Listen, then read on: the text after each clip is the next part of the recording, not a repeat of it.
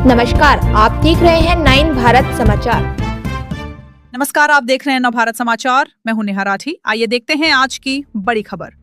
बीड में बाइक चोरी के बड़े रैकेट का भांडाफोड़, 25 लाख रुपए की 17 गाड़ियां और सामान जब्त, 3 आरोपी गिरफ्तार। पुलिस ने बीड जिले में बाइक चोरों के एक बड़े रैकेट का भांडाफोड़ किया। गैवराई इलाके से चोरी हुई बाइकों की जांच करते हुए पुलिस ने नैकनूर इलाके में एक गोदाम पर छापा मारा। एक चौंकाने वाली घटना सामने आई कि चोरी की गई बाइकों के स्पेयर पार्ट्स बदलकर उन्हें इस बाजार में बेचा जा रहा था।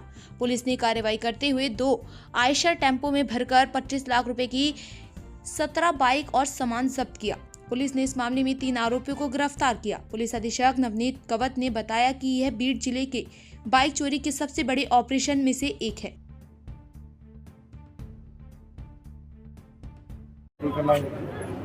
याच्यामध्ये गेवराई पोलीस स्टेशनचे हद्दीमध्ये 5 मार्चला बाईकची चोरी झाली होती। तो बीड आपला गेवराई पोलिसांची जो डीबी टीम आहे त्यांनी त्याचा सखोल तपास केला, सीसीटीव्ही ॲनालिसिस केले, डम डेटा ॲनालिसिस केले आणि बाकी इतर टेक्निकल बाबतीचे खोलात जाऊन जेव्हा त्यांनी तपास केला तो त्यांच्या हे लक्षात आणलं की ह्याच्यामध्ये जो चोरी करणारा माणूस आहे, संभाजीनगरचा चोरी करणारा माणूस होता, जो मिडलमॅन आहे, ब्रोकर आहे, तो बीडचा होता आणि जो स्क्रॅप डीलर आहे तो नेकनूरचा होता।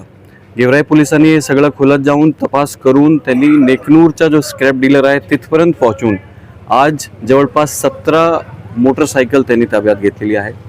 20 चेसिस त्यांनी इंजन त्यांनी ताब्यात घेतलेला आहे।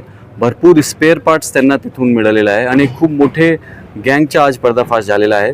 त्यामध्ये 3 आरोपी अटक केलेले आहे आणि 1 आरोपी फरार आहे। हे पूर्ण साहित्याच्या सरासरी आपण किंमत काढली तर जवळपास 25 लाखाचा माल आज इथे गेवराई पोलिसांनी जप्त केलेला आहे।